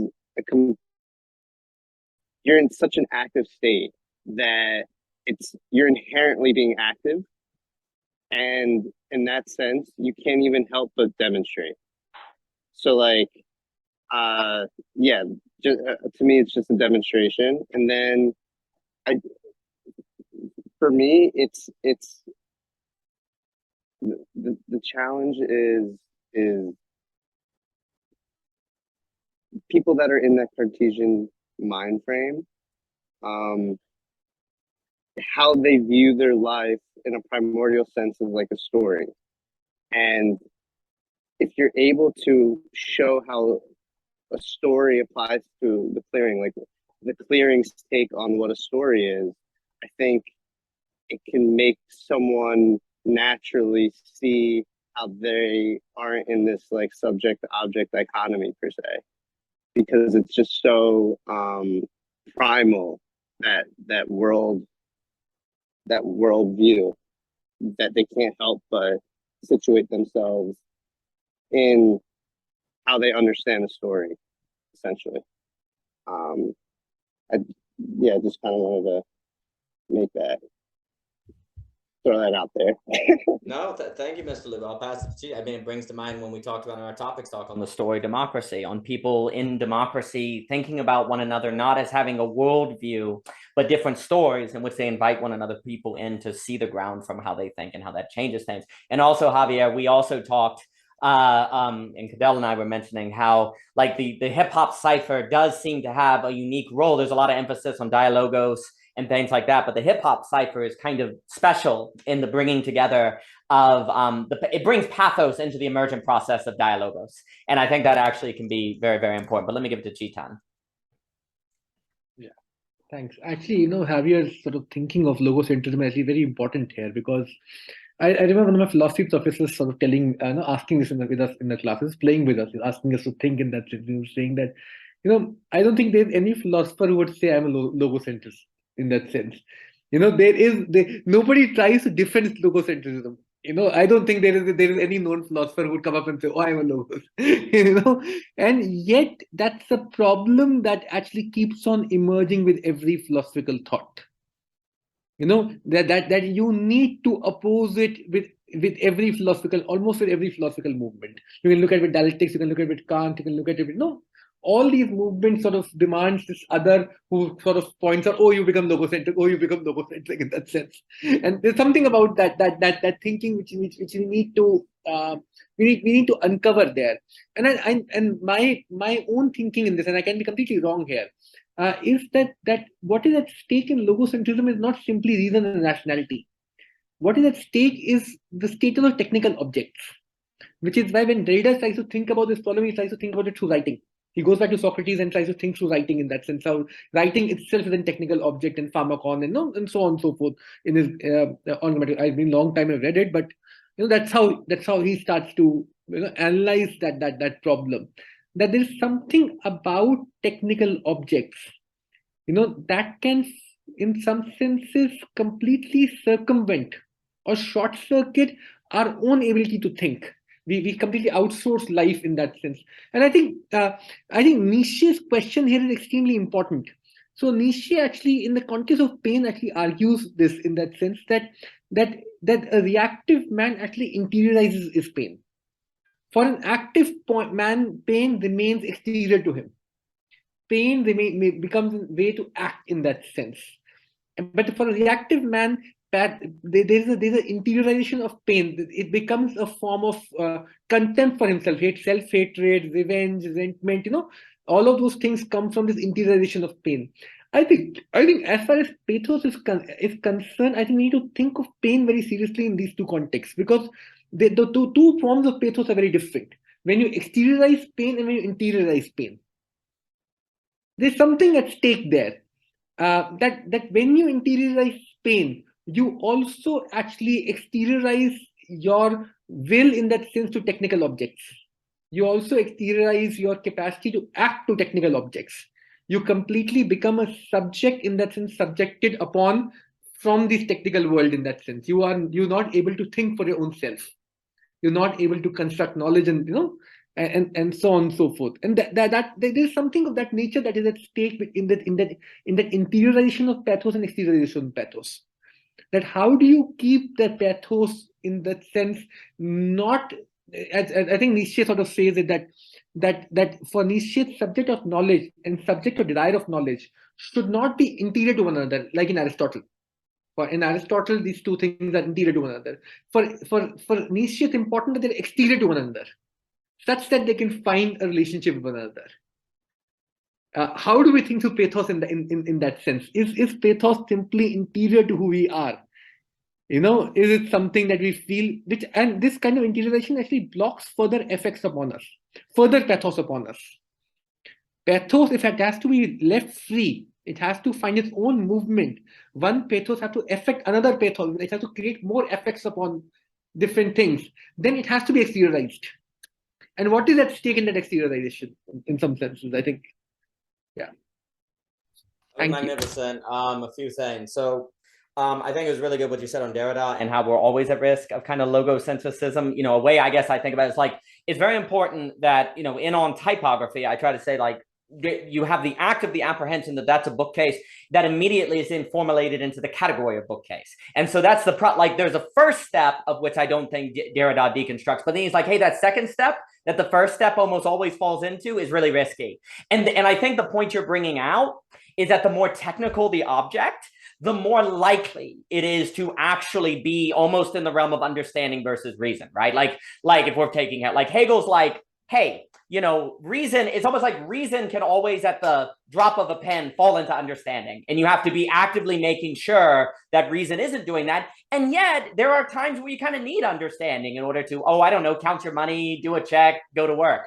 Like understanding has an important function, but then it's always like, hey, don't forget you need to jump back into reason, of which at every second can fall into understanding. And that active work of thinking is very, very different. And this is where, again, I think Derrida does not deconstruct the metaphysics of apprehension, as I call it, but he is very, very well aware of how philosophy for a very long time has been in the business of stable identity and metaphysics to create stable identity. And that's actually a problem, right? And what we're talking here is not to do that, because if you can make a stable identity, like understanding is where you start separating the mythos, the pathos, and the logos, right? But in reason, you see they're always informing each other, and you're actively trying to keep them all in mind at the same time, which of course goes against the nature of the brain. The brain is not in the business of a dance of variables, dang it. It hates a dance of variables. It wants to have a solid understanding.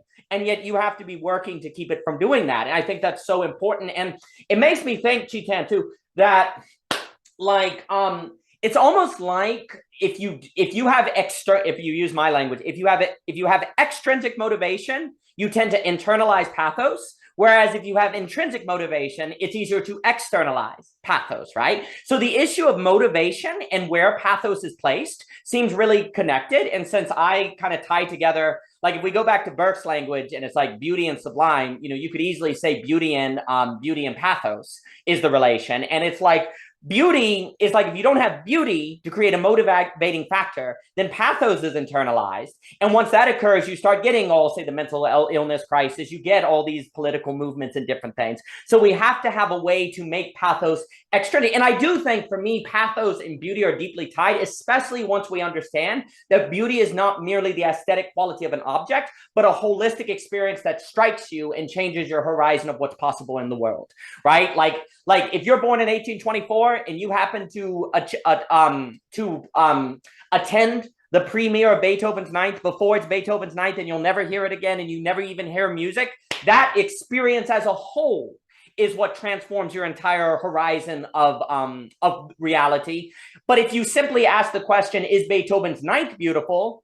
Well, it's different if you're listening it today on repeat, where you can hear it all the time on an MP3 player, as opposed to that holistic experience. And so beauty, the strike of beauty, is where you start seeing the objectivity of beauty, as opposed to pure subjectivity, because it changes the horizon in the world of which is external to you, and then creates a motivation by which to explore that horizon and to live according to that horizon. And that would also then motivate you, and that would help you move pathos external to yourself. So the fate of beauty is the fate of us in many respects, because I do think it definitely has an impact on the location of pathos, where you identify with pathos as being the pathos, as opposed to pathos being a reality you must come to terms with, but can come to terms with it by the correct intrinsic motivation. So I think that wording is very important. And basically, a politics that doesn't take seriously enjoyment is not going to be a politics that helps us move pathos to the external. In fact, it's going to be what is all the politics now is an internalization of pathos, right? Climate change, we're all going to die. But, we got to save America, we're all going to die. Like, this endless internalization of pathos to identify politically with that pathological movement. And then we're pathological. Shocking. Don't know how that happened. And so I think the relationship between motivation and pathos, and then for me, motivation gets tied to beauty, is so deeply critical. And I think it has ramifications for the political. But let me pass it to Javier. This problem of beauty, I actually agree with you, Daniel. But the problem I find is when people don't know how to follow or trace beauty itself. I think that's a real difficult problem we have today. For example, I've been taking my popular Japanese culture class, and I didn't know media philosophy was so complex. But anyways, this idea of thing communication is very fascinating, and how at least media philosophers are sort of debating this thing between how media becomes a thing and the thing becomes the media. So it becomes infinitely more complex if we really take seriously what Chitan is talking about, and then the fate of beauty, like you're saying, becomes increasingly more important. But I think it's like the way Andrew kind of posed the question, like, how can we even find where we're standing at, to even begin this process of sort of like holding on to beauty, and following it where it sort of dictates us to be. But also this problem of externalization. And I think this is why embodied rituals actually make a lot of sense. In this case, why the pathos needs some type of externalization. But it seems like, and I think you would agree with this, Daniel, like the rationality seems to keep wanting the pathos inside. One of my favorite scenes on what is it? God, Samuel Jackson and what was it called? Starts with a P. Kids. I forgot what it's called. Oh, it's a really popular movie. Plane Snakes? No, Pulp Fiction. Sorry. Yes, Yeah, Pulp Fiction. Pulp Fiction. When John Travolta's like asking Samuel Jackson, like, why does he think it's God? And Samuel Jackson's basically like, I don't know, but I feel like it just is, and I want to change my life now, or something. Right? But I think it's a really interesting scene because it's like John Travolta's trying to play this like, do this rationality to an accident that happened between them about being saved by, basically not being shot. And Samuel Jackson sort of, all of a sudden it's like a revelation to him. But anyways, it really shows how the complex nature, if we tie media and how it's sort of overlacing between platforms and how the object can become the media and the media becomes the thing. More than ever, we have a groundless grounding. And I think the anxiety keeps increasing, but we don't even know how to externalize that anxiety. And I think that's why we have apocalyptic pathologies all around, So yeah, that's all I gotta say. No, I think generally Logos loves to keep pathos inside because Logos wants to get rid of humans, dang it. Logos would be so much more effective. It could just have pure Logos without dealing with these subjects that have their subjectivity and different things. I'm being tongue-in-cheek, but there's definitely a way in which Logos doesn't really move the pathos to the external so readily. And also I just want to make clear, I'm emphasizing beauty, but I'm not saying beauty is the deus ex machina. It has to be located within a lot of other variables, but it is, I think, beauty has to find us versus us find it. But how in the world do we stay motivated to put ourselves in places where there's no guarantee of this thing finding us, right? And having this sort of strike that I'm saying. And actually part of the problem to what you're saying, Javier, I actually think today it is way harder to find beauty in art, precisely because it's mass produced, precisely because we expect it. Walter Benjamin is good on this, precisely because we can listen to things on repeat. You have to have an artist that deeply integrates transience and one-of-oneness into their work.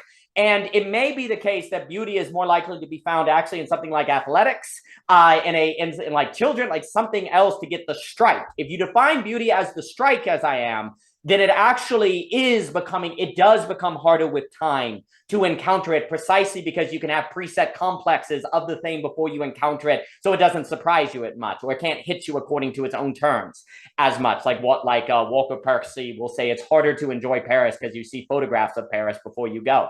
Now, if you didn't have photographs of Paris, you may not know about Paris to go to it, so there's a risk of it. But movies of Paris, photographs of Paris makes it so people have a preset idea of Paris before they visit, so it becomes more difficult for Paris to actually present itself as Paris versus something tourists enjoy, and that actually also hurts beauty. But let me give it to Chetan. Yeah, I just quickly sort of with beauty, normally when I sort of start thinking about beauty with my students, I say it it's an inaccurate way of putting it, but it still works. That if beauty can be used to sort of bring truth to the surface, it can equally well be used to cover the truth. It works both ways. You can completely use beauty, and because beauty has this relationship with what we consider to be outside in some senses. When outside has to be brought in, it has to go through some realm of beauty, some stake of beauty in that sense. When you can think of awe, you can think of many such surprise and so on and so forth, kind of phenomenon there. The essay's name was Work of Art in the Age of Mechanical Reproduction. And it essentially sort of, again, deals with this question of mass production, where he's asking the question that when you can actually mass produce a painting in that sense, what happens to the authority of the original in that sense, and how that changes, and what effects does that have upon the nature of aesthetics that it sort of, produces, and so on and so forth. What is the idea of the original there? And, so I think I would just like to sort of put this out there and then sort of finish what I'm saying. And that I got of insight few weeks back, and I put it on Facebook. I was given a lot of flack for it, but I'll put it here also. That with logocentrism and this question of the trap or representationalist thinking, actually, whenever a philosophical thought tries to grasp the thing in itself completely, it is almost always critique for logocentrism. There is something about it. And the other side of it is that when the philosophical thoughts are let's go of the thing in itself, it actually answers the representational question, the logocentric question. It sort of engages the Nietzsche's thinking of pathos, Deleuze appropriating Nietzsche in that sense, but it loses the claim over the thing in itself. It loses the claim over truth.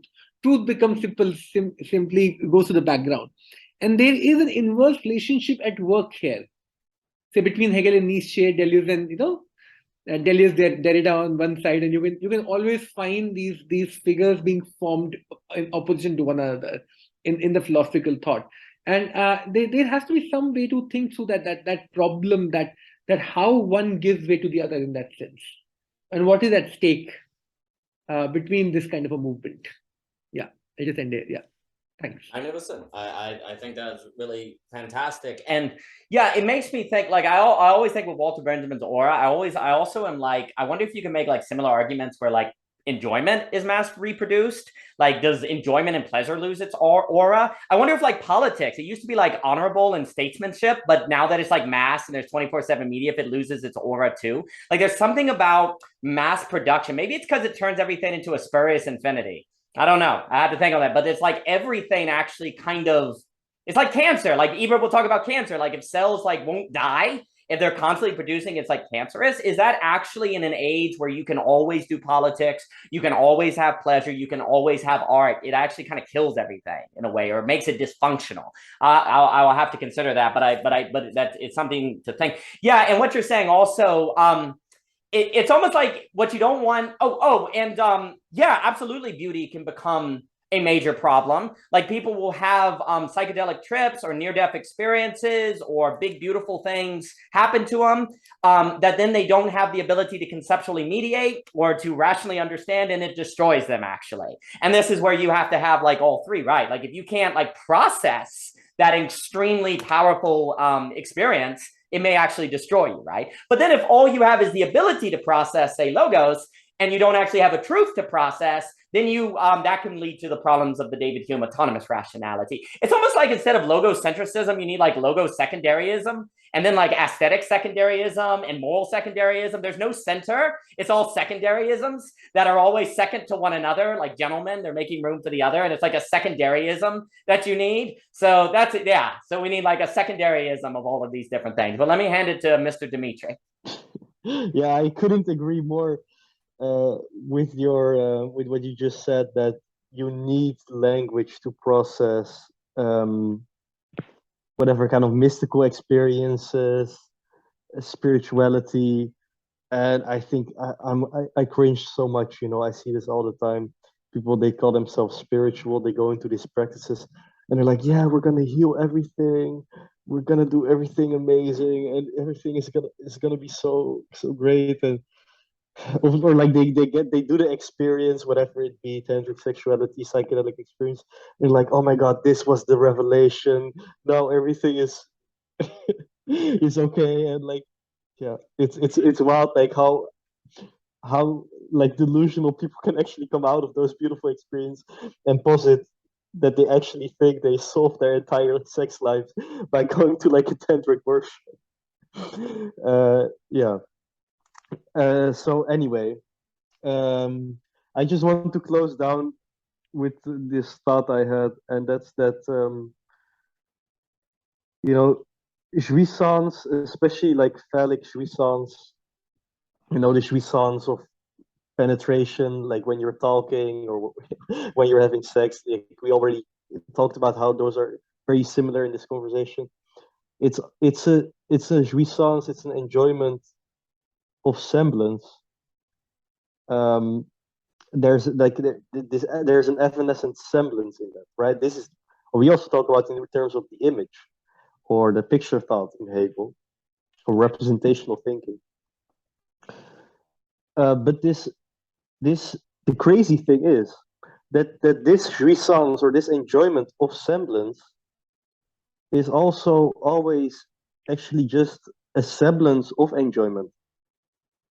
So this very, like when we're in it, it's jouissance of semblance. When we're out of it, we understand, we can see that it's just a semblance of jouissance.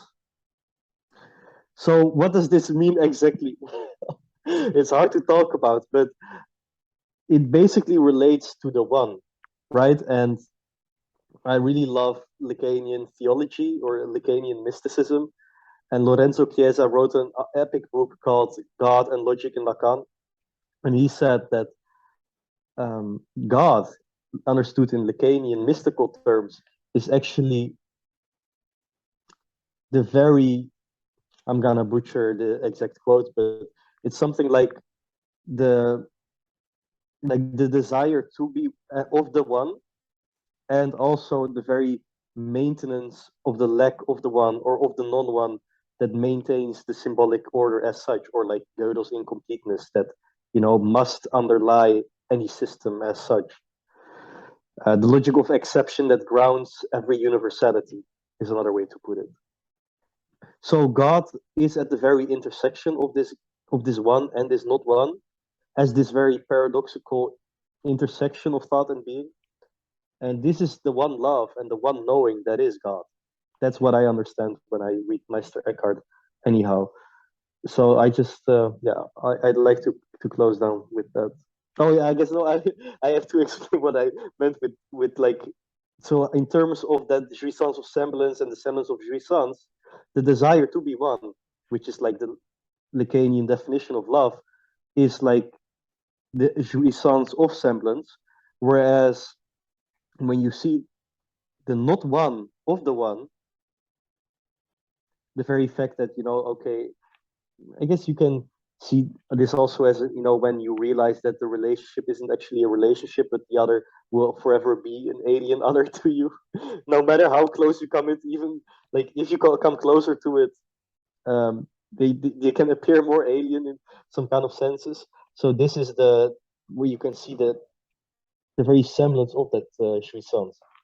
No, wonderful, Dimitri. I appreciate it. Let me give it to Michelle and Javier. But I think what you said, it is very important. Like, you know, God is the one of which you don't have access to, you know, or you can only access according to that God's sovereignty. And so there's a managing of the not one in the one. And I think that double function is really important to see how theologies went through figuring that out and putting that forth. That book sounds amazing. I was also going to say, like, you know, Hegel has a lot to say about intuition in the preference of the phenomenology. These people who think they can, you know, access the absolute without conceptual mediation.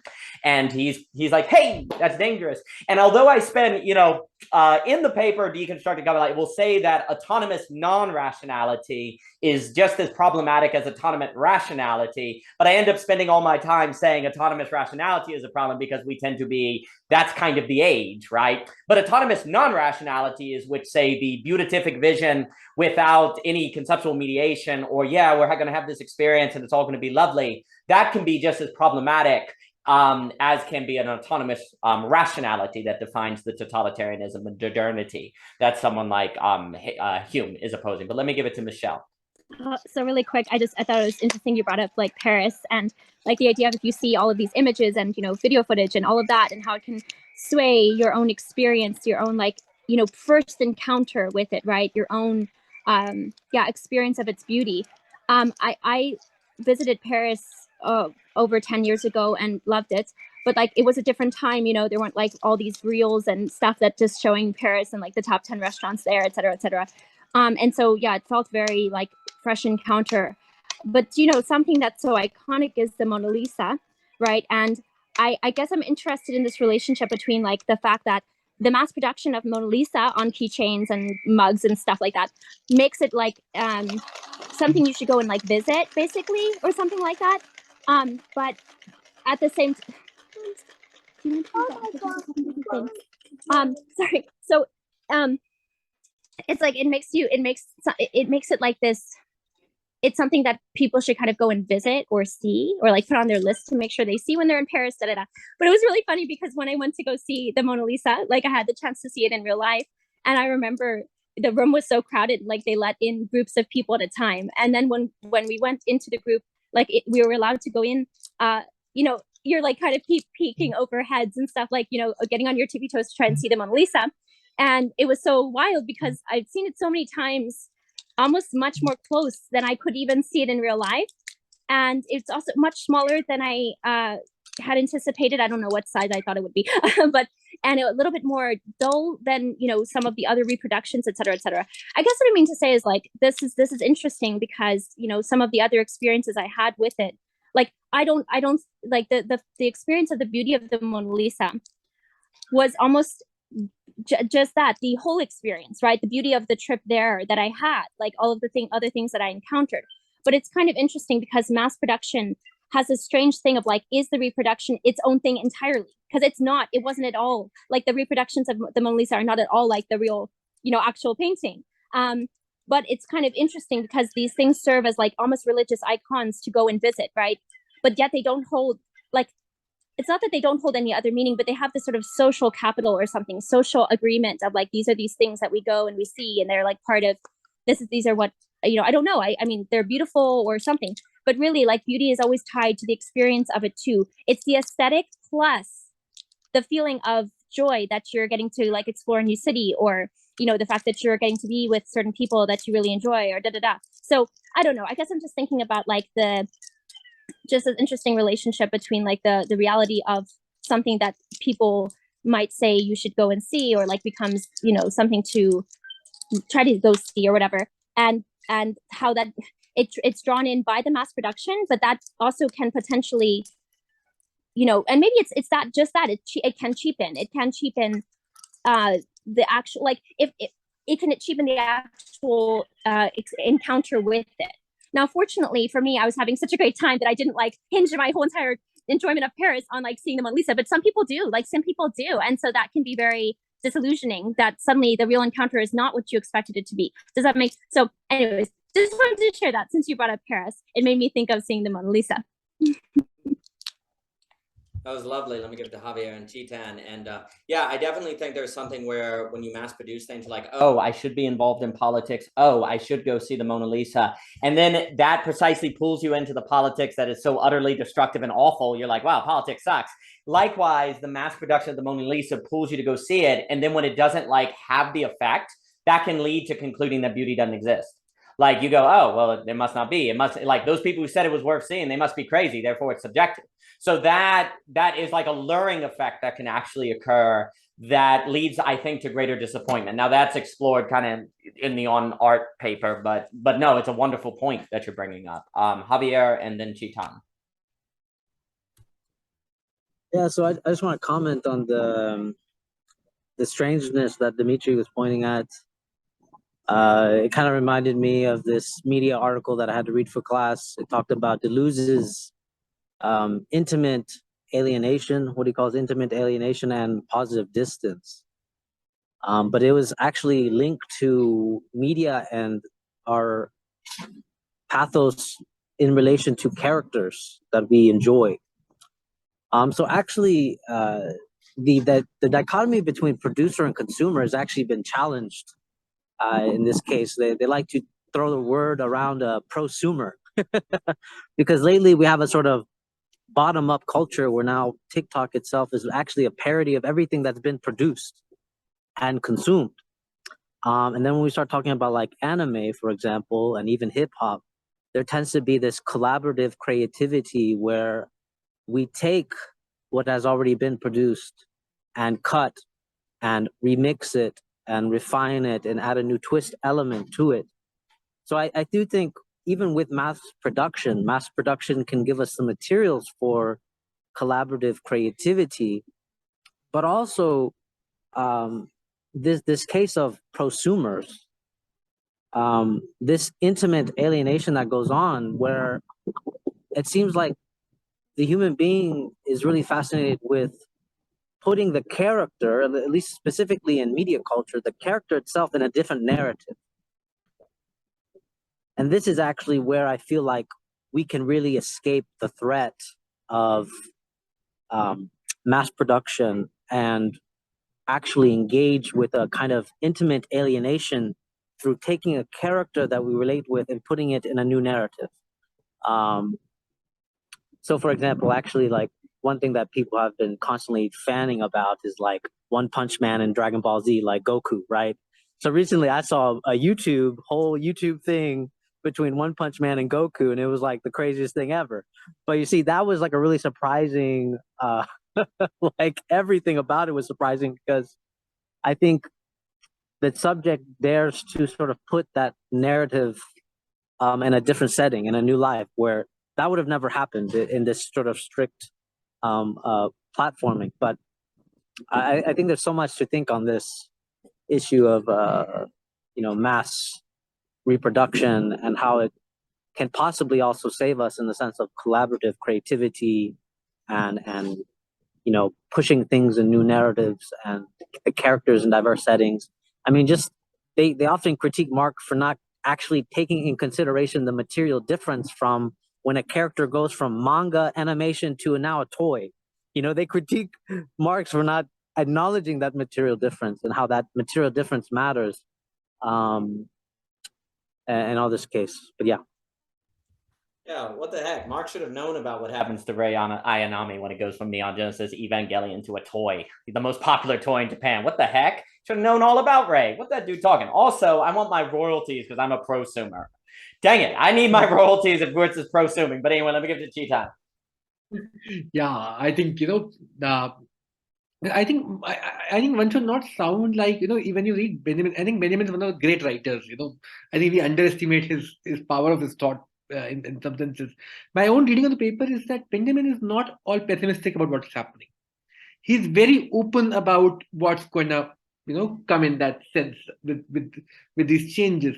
But I think what he's telling us are the contradictions that are inherent in these sort of changes that are taking place. And one of the things that we need, for instance, this Mona Lisa thing that Mitchell brought up, and it's very interesting that when you start getting Mona Lisa in your everyday lives in this massive reduced sense, for some time it creates the curiosity to look at the original Mona Lisa. At what point does this mass-produced object replaces the original Mona Lisa? That's the question. At some point, the placement takes place. That because you've seen it so much that you don't need to look at the original one. And I think Benjamin gets that problem very, very, I think, pointedly when he says that art always sort of had something to do with this uniqueness of something. Something had to be unique to be an art piece in that sense. When you try and extract this universal equality, even from something that is meant to be unique, what is at stake in that movement? Art is supposed to be something at a particular moment, something particular, that, as I said, it's something to do with bringing the outside inside in that sense. It happens at a particular point. Now, at what point does this unique thing that is sort of structured around uniqueness in the human life, can get sort of manifested in this universal equality of things. And it is at this point that we need to start thinking about how does reality get adjusted to masses. So when individuals sort of start thinking about these things, the individual sort of relates these things in the form of action. The action brings something new into this world. When you act in the world, you automatically are doing something unique in this world. You automatically are sort of cutting through the dimension of art. Whereas behavior is of the masses. Behavior is when action gets averaged out through statistics. There's a difference. Which is why behavior can't predict action. Today's economics is an economics which has to average out all actions. Which is why it can't predict or it can't include within itself that unique thing which can stand out. That is how mass reality is produced, which is why masses are not only bringing to closer of individuals, it is also of making individuals extremely lonely, isolated, putting them in very squared matrices. And these two phenomena working together, what gives rise to fascism, say in Arendt's picture? That fascism is the other side of this extreme loneliness, this extreme reliance on behavior, this extremely singling out or exclusion of all human ability to act in this world, that you get something like the fascist turn in that sense. And how do we think through that contradiction, I think, yeah. No, that's magnificent. No, I think Walter Benjamin is a big deal. The Arcadia trilogy book he wrote, that really big one, the Arcadia was, I remember reading that 10 years ago and going, oh, this guy's something. That's a tremendous text. And it makes me, I really like that distinction between behavior, masses, action, individual. That's pretty hot, T10. That's pretty hot. Also, it does make me think, like, is there a way in which what's happened today, there's been like a mass reproduction of logos through the college system? And that's been a problem where in the past, because there was just religion before science, there was a mass reproduction of like mythos. And so that like it was problematic. And now maybe today in post-modernity or hyper-modernity or, you know, choose your own adventure modernity, it's like a autonomous, like mass-produced pathos or something, or pleasure, but it's all confused. So that's an interesting thought. And again, makes me think of Mr. Ebert's work on cancer. I really think the point that's being raised, like, obviously, there's going to be a whole lot of production of art with our dear Dall-E and AI art stuff. Is there something where that's actually going to push it to the, you know, Javier, you'll say this, like you think Buber till he fails or think Marx till he fails. Is it where there's going to be like such a mass production of art that that's going to somehow like blow it up and then it's all going to have aura somehow? Like, you know, if you push it too far, like one wonders, like maybe the problem is that we haven't done mass reproduction enough. Right? Maybe it's like we really need to do it and Dall-E's going to do it. But it's going to be interesting because Dall-E, I guess, will be like it's a mass production of unique art. It's not necessarily a reproduction. It's like a zillion new pictures. So is that good for art or is that bad for art? That's an interesting question. I do think the collaboration stuff is also really important that you're bringing up. And I think it's very important to end the episode with an example of non-reproduced art. So Grace wants to show her sewing. Because this is not mass produced and thus has an aura. So Grace, let's see your sewing. You turn, Grace, okay, your audio's up. Yeah, here goes. Okay, yeah, so Grace wants to show you her sewing she's been working on. Yes. So let me show you really quick. Yeah, I'm all excited. Yes. I don't know how to like turn around the camera, but maybe I'll just do this. There Ready, you go. Grace? I don't know how to do it. Come on. Okay, so go like this. There you go. Yes. Ready? It's not working. Did you turn it on yet? Oh, I see. Okay, just a moment. Technical difficulty. You got this, Grace. This is an authentic artistic experience of one that hasn't lost its aura. All right, here it is. Is it ready? Yeah. Gotta pull it the other way, baby. Other way. There you go, sweetheart.